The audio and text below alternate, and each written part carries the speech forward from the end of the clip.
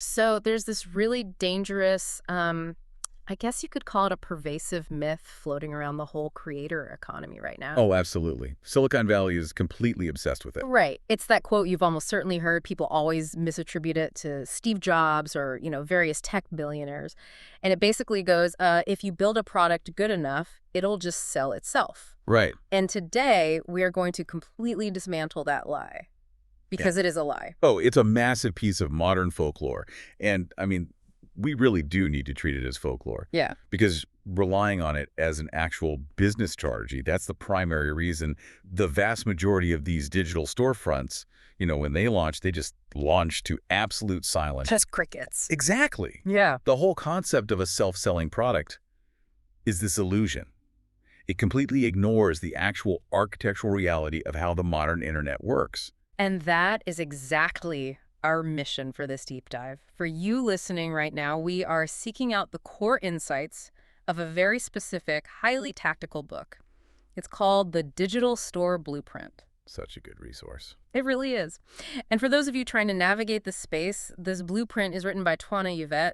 She's a YouTuber, a journalist, and the reason her perspective is so vital here is that she's not just, theorizing from an ivory tower. Yeah, she's actually in the trenches. Yes. She operates her own digital store with several products based exactly on this very blueprint. She's actively practicing what we're about to discuss. And just a quick note for you guys, if you want to see her actual digital store in action, there's a link waiting for you down in the description box. And, that practitioner's perspective is really what makes the text so uniquely valuable because we're constantly bombarded with this high-level, abstract marketing philosophy. Oh, totally. The stuff that sounds brilliant in a TED Talk. Exactly. But it completely falls apart when you sit down at your laptop on a, random Tuesday morning and actually try to generate revenue. Right, when you're staring at a blank screen. Yeah. Twanna's blueprint actually bridges that gap between those sweeping theories and the microscopic daily actions you actually have to take to run a digital business. So whether you're a creator trying to monetize or an entrepreneur scaling a product line or just someone insanely curious about the invisible mechanics of how things are sold online today. Without feeling slimy or manipulative, which is key. Yes, without feeling gross about it, we are going to decode this entire system. So, okay, let's unpack this. Let's look at the psychology of that sells itself myth first, because Twanna takes a literal sledgehammer to it right out of the gate. She really does. Why is this idea so sticky if it's so fundamentally wrong? Well, honestly, because it appeals to the ego and the comfort zone of the creator. Oh, interesting. Say more about that. Think about it. The idea that a product just sells itself is deeply motivational, right? Yeah. But it's not operational. When you're developing a digital product, say a complex financial dashboard or this intensive video course, that mantra pushes you to focus obsessively on quality. Which is a good thing, initially. Right. It serves as a guiding principle to ensure you're actually solving a problem. But the real danger arises when creators take that phrase literally the moment they launch. I see. So they treat marketing as this distasteful chore that they shouldn't even have to do just because their code is clean or, their design is beautiful. Precisely. It assumes that the internet is this pure meritocracy of quality. Like the best product will naturally just float to the top of the search results. Which, spoiler alert, it absolutely does not. No, it doesn't. The digital landscape is not a meritocracy. It is an attention economy. So if you believe your product will just sell itself, you treat visibility and distribution as afterthoughts. Right, and trust building too. Exactly.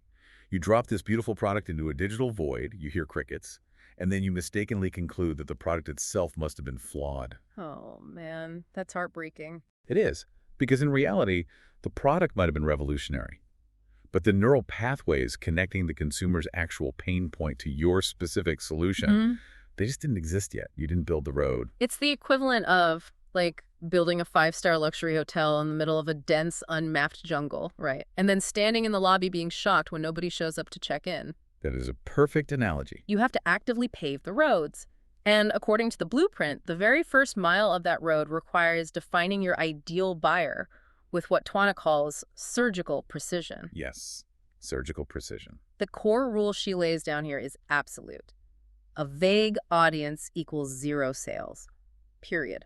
And to understand why a vague audience guarantees failure, We have to look at the neurological reality of modern consumerism. I mean, we're processing thousands of marketing messages every single day. It's overwhelming. Right. The human brain simply cannot compute that volume of data. So it relies on these really sophisticated cognitive filters. We've literally evolved ad blindness. Oh, yeah. We just tune it out. Instantly.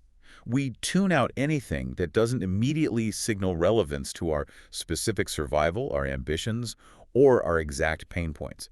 So if your messaging tries to speak to everyone, it just becomes white noise. But, I mean, I have to challenge that from a pure math perspective, just playing devil's advocate for a second. Sure.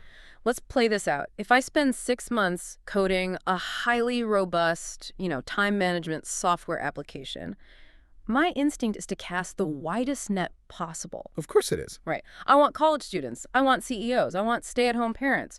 Restricting my audience intentionally, it feels like I'm artificially capping my revenue potential. So how does narrowing the target actually scale the business? Like, a great question. Yeah. And it's the paradox of scale in a saturated digital market.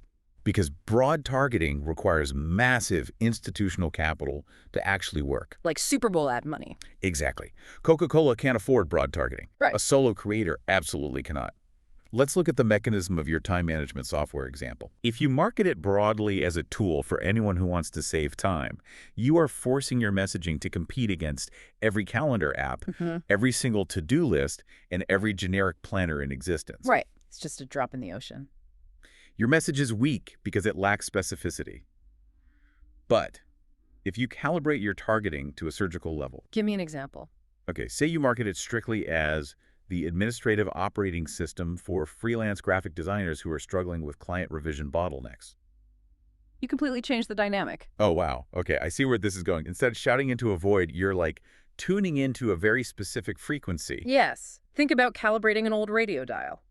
If you sit between two stations, you just get static, and the listener turns it off immediately. Yeah, nobody wants to listen to static. But if you lock on to the exact frequency of that freelance graphic designer, you're suddenly broadcasting in high definition.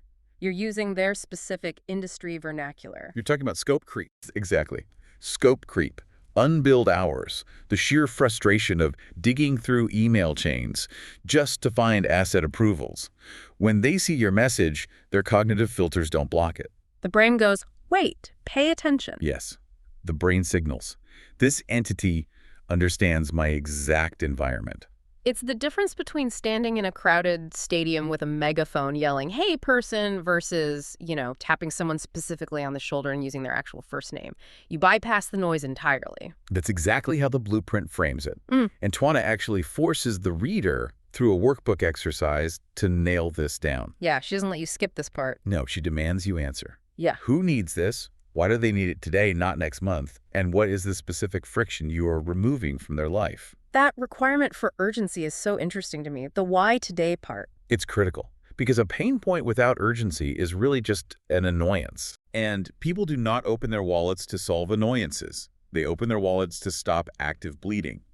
The surgical precision of your audience definition allows you to locate where that bleeding is actually happening. Okay, so once we've located that highly specific audience and we know exactly who we're talking to, we have to actually build the mechanism that converts their attention into a transaction.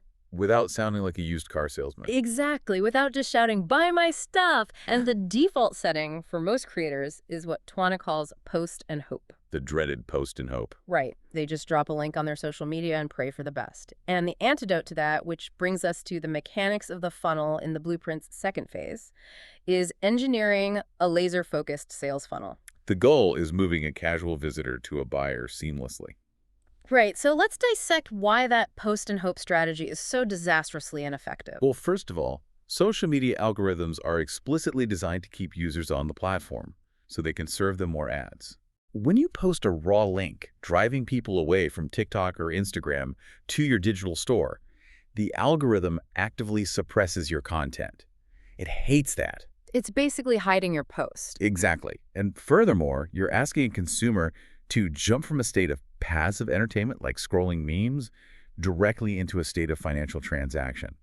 The cognitive leap is just way too wide. So the funnel is what bridges that gap. Right. The funnel acts as a staircase. It breaks that massive leap into manageable, low-friction steps. And Twanna breaks this funnel down into three non-negotiable components. And, we all know the basic terminology here. Sort of the lead magnet, the email sequence, the Yeah, sales page. exactly. But what's fascinating here is that the blueprint treats these not just as marketing assets, but as a psychological journey. It's a completely different mindset. So let's look at the lead magnet first. The blueprint stresses that this initial exchange, giving them free value for an email address, it has to solve a micro problem perfectly. Yes. The underlying mechanism of an effective lead magnet today is this concept of the low-friction audition. Okay, explain that. Well, consumers are highly protective of their inbox real estate now. A generic, subscribe to my newsletter for updates prompt, it's practically invisible. Oh, I ignore those immediately. We all do. You have to offer a highly specific, immediately actionable asset. If your digital product is, say, a comprehensive 10-week course on real estate investing. Your lead magnet shouldn't be like a 50-page ebook on the history of mortgages. God, no, nobody's reading that. It should be a simple one-page calculator that tells them exactly how much capital they need to buy their very first duplex. Oh, that's good. Right. It provides a sudden burst of clarity, which instantly validates your expertise.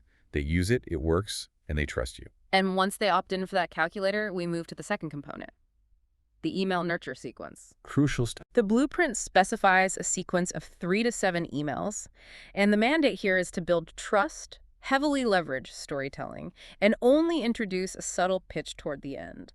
But I've got to pause here, because I know for a fact that the term automated email sequence makes a lot of people listening recoil. It does sound incredibly intimidating. Intimidating and potentially spammy. It sounds inherently robotic. If I'm receiving a pre-written email that was just triggered by some algorithm, how does the blueprint keep it authentic? How can it possibly feel real? Well, that friction stems from conflating the delivery system with the content itself. Okay, unpack that. Think of it like this. The automation is merely the postal worker. It has absolutely no bearing on the sincerity of the letter inside the envelope. That's a great way to look at it. The real problem is that most marketers write their automated sequences like corporate press releases or, aggressive late-night infomercials. Act now. Right. But the blueprint demands a completely different approach. It's based on the mere exposure effect and the psychology of narrative transportation. Okay, break down narrative transportation for us. How does a psychological theory apply to selling a digital PDF or a course? So narrative transportation describes how individuals essentially lose themselves in a story. They temporarily adopt the perspectives and the emotions of the narrative. Like getting sucked into a good movie. Exactly. When you write an email that simply lists the bullet point features of your product, the reader's brain remains in a highly analytical, critical state. They're actively looking for reasons to say no. Yes. Is this too expensive? Do I really need this? But if email number 2 in your sequence tells a really vulnerable story about the exact moment you realized your own workflow was completely broken. Like the late night panic, the missed deadline. Exactly, the frustration. You shift their brain state entirely. Here's where it gets really interesting. You bypass that analytical defense mechanism completely. You do. Because they're no longer evaluating a vendor. They are empathizing with a peer. They see their own struggles reflected in your story. And then the pitch doesn't feel like a pitch. Right. By the time email 4 or 5 arrives, with the subtle pitch for your paid solution, the context has completely shifted. It isn't an intrusion anymore. It's just the logical, helpful conclusion to the story you've been telling all week. It reminds me of the dynamic with like a high-end sommelier at a nice restaurant. Oh, I love this analogy. Right, because a vending machine just dispenses a product based on a transactional input. You put $1 in, you get a soda. But a sommelier comes to your table, asks about your preferences, tells you the history of a specific vineyard. They explain why the soil makes the grapes taste a certain way. Exactly. And then they give you a tiny little taste. By the time they ask if you want the full bottle, you're deeply invested in the experience. You want the bottle because you understand its value contextually. That sequence of 3 to 7 emails is basically the tasting menu. That is a far more accurate representation of modern digital sales than those outdated, high-pressure countdown timer tactics. Right. And then the final component of this funnel architecture is the sales page itself, which Twanna demands must be hyper-focused on benefits, radically clean, crystal clear price, and just a totally frictionless checkout. Keep it simple. But the funnel alone is just potential energy, right? To convert it to kinetic energy, you need traffic. You need eyeballs. Which moves us into step 3, content marketing for visibility, and her directive here is blunt. Do not just post your product and pray. Right. And what's fascinating here is that Twanna isn't just vaguely suggesting content creation. She is mapping specific content formats to specific psychological outcomes on different platforms. It's incredibly strategic. For TikTok and Reels, she prescribes these 15 to 60-second aha moments. Then for YouTube Shorts, it's quick problem solution clips. And for Pinterest, it's value-driven pins linking to the lead magnet. It's all very intentional. But why the strict differentiation? Like, why can't we just film one really great video about the product and blast it natively across all 3 platforms to save time? Because the user intent and the actual neurological state of the user changes completely depending on which app they've opened. Okay, let's break that down. If you blast the same content everywhere, you are completely ignoring the context of the room. When a user opens TikTok, they're entering an interest graph designed for rapid dopamine delivery. Right, they're just aggressively swiping. They're looking for a pattern interrupt. A deep, logical, 5-minute explanation of how your spreadsheet works will flatline there instantly. You have to engineer a 15-second aha moment. This sudden realization. Right, a paradigm shift that makes them realize, oh my God, I've been doing this wrong my whole life. And then they realize the link in your bio holds the fix. But then YouTube requires a completely different cognitive approach. Yes, because YouTube is fundamentally a search engine. Even within the Shorts feed, the algorithm heavily weights topical relevance and problem solving. Users actually go to YouTube with an active intent to learn or face something. Exactly. How do I fix my sink? How do I organize my freelance taxes? Therefore, the logical bridge, clearly stating the problem and visually demonstrating the solution that matches the native language of the platform. Okay, what about Pinterest? Pinterest operates on an entirely different timeline. It is an asynchronous visual planning tool. Users are curating their future there. They're building mood boards. Right. So a pin that visually promises a valuable checklist or a template that aligns perfectly with a user who is currently in a saving for later mindset. You're really adapting to the psychological environment of the specific platform. And her golden hack here is to always show how your product solves a problem, not just what it physically is. Right. And that consistency, like posting 1 to 2 times daily, beats perfection every time. Absolutely. But let's be real, organic traffic, even when it's perfectly optimized for the algorithm, it can be agonizingly slow to build, especially from scratch. It's a grind. The blueprint acknowledges this, which brings us to section 3, the acceleration phase. Once the funnel is built and the organic content is dripping out daily, how do we pour fuel on the fire? Well, the blueprint identifies trust and urgency as the 2 primary accelerants here. But establishing trust online has become, incredibly difficult. People are so cynical now. The digital consumer has been burned so many times by slick marketing that just doesn't deliver. And this is where the strategic deployment of social proof becomes absolutely mandatory. Twanna is very specific about the type of social proof needed here in step 4. She notes that testimonials from beta testers or friends who use the product or even just your own documented story are perfectly valid starting points. You don't need 1,000 reviews to start. Exactly. But she emphasizes screenshots, before and afters, and raw usage data over highly polished assets. And I find this really interesting because the instinct for many brands is to, hire a crew and produce these glossy, high production value video testimonials. Why does the blueprint lean so heavily toward raw screenshots? It comes down to the current state of consumer skepticism. Think about it. High production value used to signal legitimacy. Right. They have a budget. They must be real. Exactly. But now, a 4K video with perfect lighting and a script often just signals corporate manipulation. Consumers subconsciously assume that if a testimonial looks like a TV commercial, it was paid for. Oh, 100%. They hired an actor on Fiverr. Right. On the other hand, a raw screenshot of an iMessage from a beta tester saying, holy crap, this template just saved me 3 hours, that carries immense weight. Because it's undeniably authentic. It leverages the psychological principle of social validation in its purest form.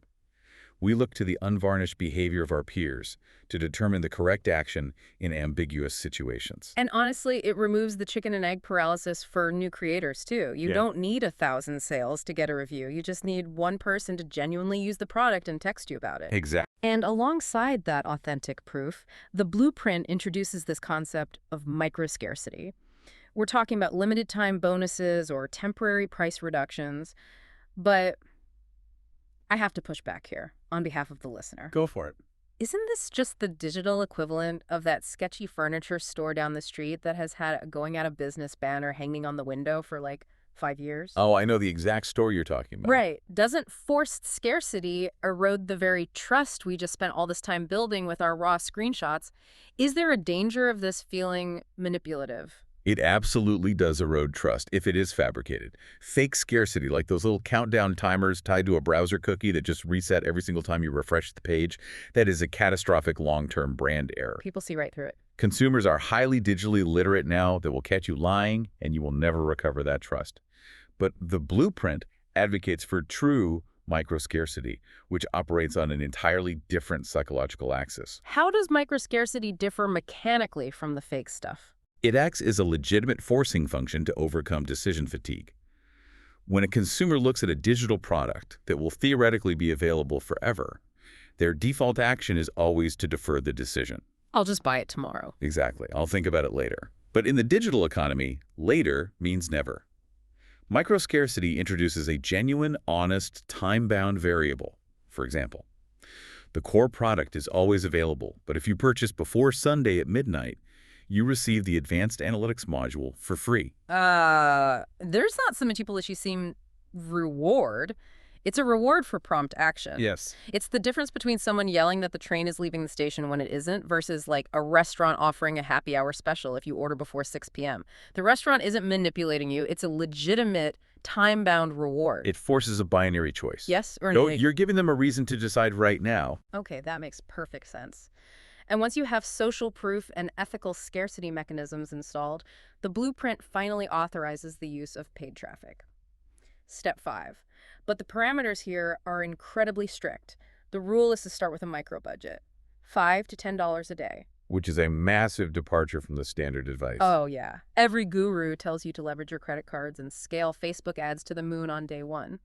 But Twanna's approach treats ads as a data gathering tool, not a lottery ticket. It's so much safer. She outlines 3 specific creative frameworks to test with this $5 budget. The first is the PAS framework: problem, agitate, solve. The second is a pure demo of the product in action, and the third is a customer testimonial. Let's dissect that PAS framework because it's a classic, highly effective copywriting structure, but its internal mechanics are rarely explained to beginners. The PAS framework is devastatingly effective because it literally mirrors the neurological process of realization and relief. Let's trace the cognitive pathway here. First, the problem statement serves as the hook. It immediately calls out the specific friction the user's experiencing. Returning to our freelance designer example, the ad might start: are you spending 40% of your week managing client revisions instead of actually designing?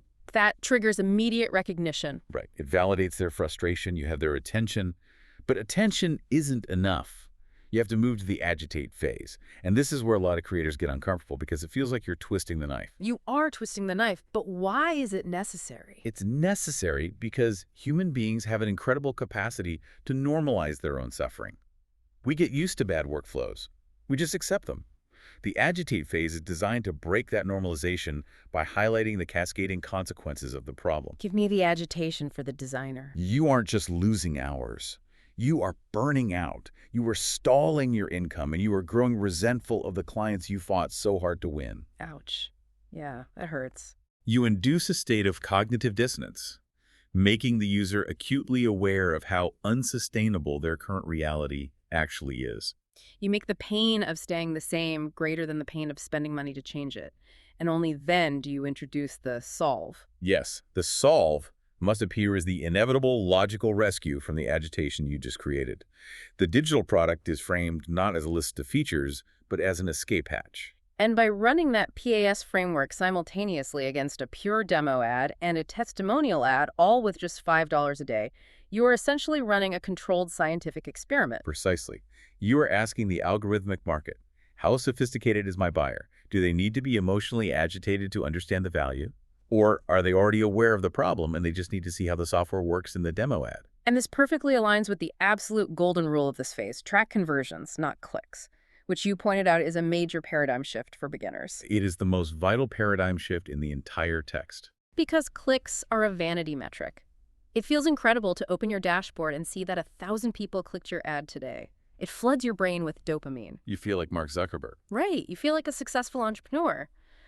But if none of those 1,000 people actually opted into the lead magnet or purchased the product, the ad is a catastrophic failure. Worse than a failure, it is a liability. Because you paid real money for those useless clicks. The algorithm will happily spend your budget optimizing for people who are prone to clicking links but never actually buy anything. It's the equivalent of a brick-and-mortar store tracking how many people look at the window display versus how many people actually open their wallets at the register. By forcing the creator to track conversions, Mm-hmm. actual email signups, or completed checkouts, the blueprint demands a focus on business reality rather than algorithmic validation. So we have the audience, the funnel, the content, the proof, and the ads. But what if the ad testing is slow? Or organic reach gets throttled by some random platform update? What happens behind the scenes? This brings us to a highly controversial part of the blueprint. Section 4, the hustle and the checkout. When the automated engine isn't moving fast enough, you have to initiate manual override. You have to hustle.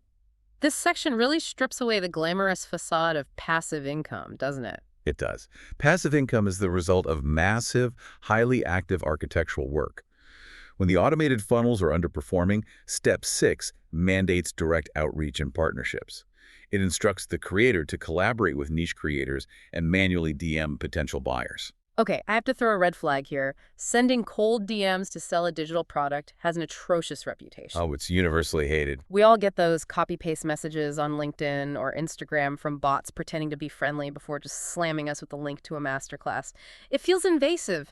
How does Twanna justify this tactic? Well, if we connect this to the bigger picture, the crucial distinction in her methodology is the strict enforcement of the value-first principle. Yeah. If you initiate contact with a pitch, you instantly trigger the recipient's defense mechanisms. Right, the modern consumer is highly attuned to the cadence of a cold pitch. They'll delete the message before reading the second sentence. Exactly. So delivering value first in DMs is critical to bypass that natural human defense. But isn't value first just a more sophisticated Trojan horse? If I send someone a helpful template in their DMs, they know there are strings attached. They know I'm a business. Doesn't that still feel like a bait and switch? It only feels like a bait and switch if the value you offer is contingent on a subsequent transaction. The blueprint dictates that the initial value must be complete and unencumbered. Give me an example of how that actually looks in practice. Okay, you identify someone in your niche who is publicly discussing a pain point. You send a message saying, hey, I saw your post about struggling with X. I built a framework to solve this for myself. Here is the direct link to the Google Doc. No opt-in required. Hope it helps. Oh, no opt-in required. You're leveraging the psychological principle of reciprocity. Exactly. You are bypassing the defense mechanism by genuinely behaving like a helpful peer rather than a vendor. You aren't asking them to enter your funnel. You're just handing them the result. And when you do this consistently, you aren't just hunting for quick sales. No, you're cultivating an ecosystem of goodwill. Those individuals are highly likely to become your most vocal advocates, your beta testers, and eventually your highest lifetime value customers. It is unscalable manual labor, but it seeds the automated machine. That makes a lot of sense. So you have the automated funnel pulling people in, you have ads testing the psychology of the market, and you're doing the manual trench work in the DMs. Yeah. All these roads lead to step 7, optimizing for a conversion at the checkout. Final mile.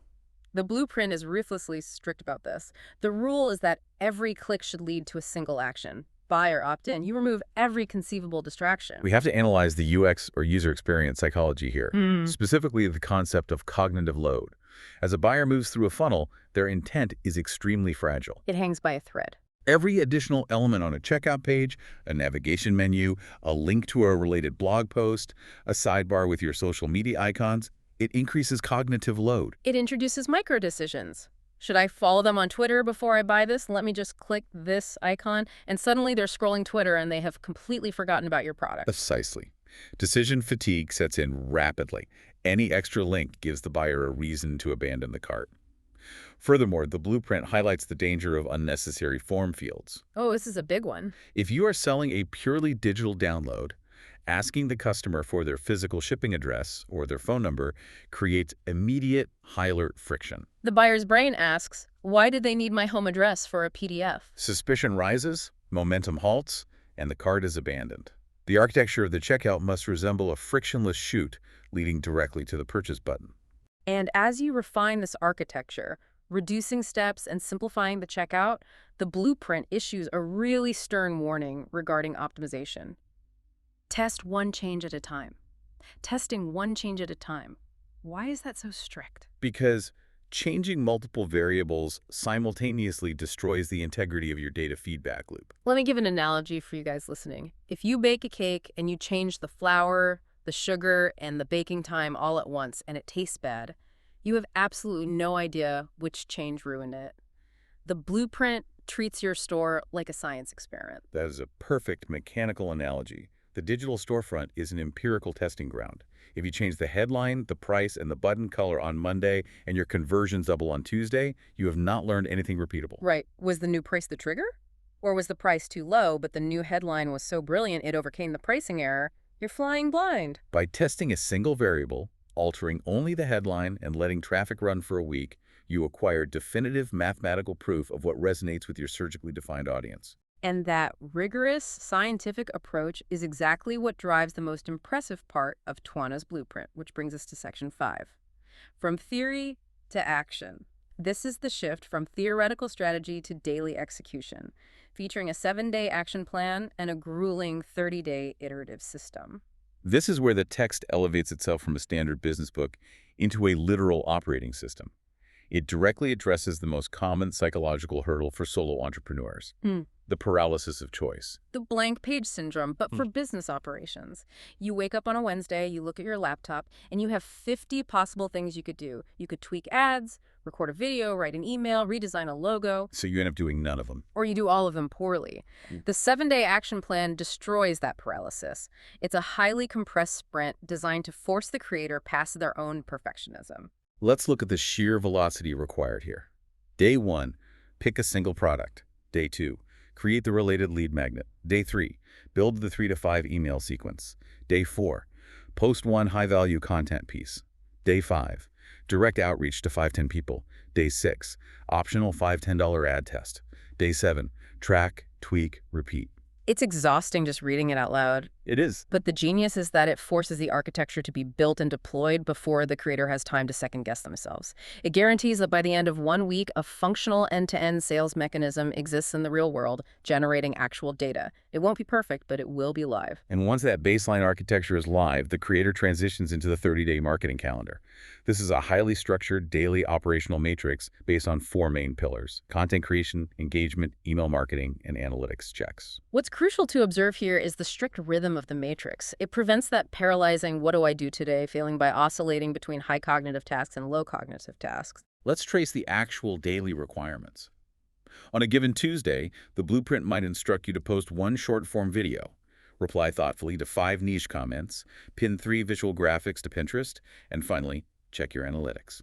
On Wednesday, the requirements shift slightly, maybe drafting a small value piece newsletter and spending 20 minutes in direct outreach DMs. But the sheer volume of engagement required is staggering. Commenting meaningfully on 5 niche posts is a daily recurring task. Which serves as a harsh reality check for anyone seduced by the illusion of effortless online wealth. The blueprint makes it mathematically clear. Passive revenue requires highly active, sustained community engagement. This is the unglamorous sweat equity that makes the passive income dream actually happen. You cannot automate the cultivation of a dedicated audience. No, you can't. But the true engine of this 30-day system, the mechanism that ensures you aren't just spinning your wheels on a hamster wheel of content creation, is the daily analytics prompt. Every single day, without fail, the creator must log their views, open rates, clicks, and conversions. This is the feedback loop. This is how the telescope gets calibrated. Without this daily data logging, the creator is just guessing. And this daily logging accumulates into the most critical phase of the Custer Weekly System workbook, the weekly reflections. Right, on days 7, 14, 21, and 28. The instructions for these reflection days are absolute. You look at the data, you identify what generated conversions, and the strict instruction is remove tasks that didn't generate results, repeat and improve what worked. That directive to basically kill your darlings and remove dead weight is profoundly difficult for creators. Oh, it hurts. If you have spent 3 weeks meticulously designing and pinning graphics to Pinterest, and your analytics clearly shows 0 clicks and 0 conversions originating from that platform, Human nature dictates that you should just try harder. Yeah. The sunk cost fallacy kicks in. I just need to find the right font for my pins. Exactly. If I just change the colors, it'll work. But the blueprint provides the permission and the mandate to abandon failing tactics entirely. If Pinterest is yielding zero yield for your specific audience, you cut it. You take those 2 hours a day and reallocate them to the TikTok format that the data proves is generating email opt-ins. Right. And when you execute this ruthless pruning for 30 consecutive days, something remarkable happens. By day 31, the user isn't just following Twanna's generic blueprint anymore. So what does this all mean for the listener? It means you have filtered her foundational best practices through the crucible of your own empirical data. You've created a custom daily system that is mathematically proven to work for your specific digital store. You transition from adopting a framework to adapting a system. You replace the emotional roller coaster of entrepreneurship, the wild swings between this is going to make millions and I should just quit, Yeah. with the cold, comforting clarity of the scientific method. You isolate the variable, you run the test, you observe the data, and you iterate. It means you don't have to be a marketing genius. You just have to be a disciplined tester. It really is a total paradigm shift. It is. Let's trace this massive journey we've been on today. We started by looking at the invisible, barren landscape of digital commerce and completely dismantling the myth that a great product is enough to succeed. We established that survival requires defining an audience with surgical precision, tuning our radio to the exact frequency of their specific pain points. We then explore the architecture of the conversion mechanism, the low-friction audition of the lead magnet, the narrative transportation of the email sequence, and the necessity of stripping away cognitive load at the checkout line. We analyze how to map our content to the psychological realities of different platforms, the power of raw, authentic social proof, and the ethical use of micro-scarcity. We looked at the $5 ad test, isolating variables with the PAS framework, and the manual hustle required in the DMs to bypass cold pitch defenses. And finally, we examine the brutal, beautiful efficiency of committing to a rigorous 30-day testing cycle, relying on a daily data feedback loop to ruthlessly prune away failure and scale what mathematically works based on Twanna's blueprint. It is an absolute masterclass in treating a digital storefront as a living, breathing laboratory. But zooming out and looking at this entire ecosystem, the relentless daily logging, the weekly pruning, the constant testing, it brings up a rather daunting realization. This raises an important question.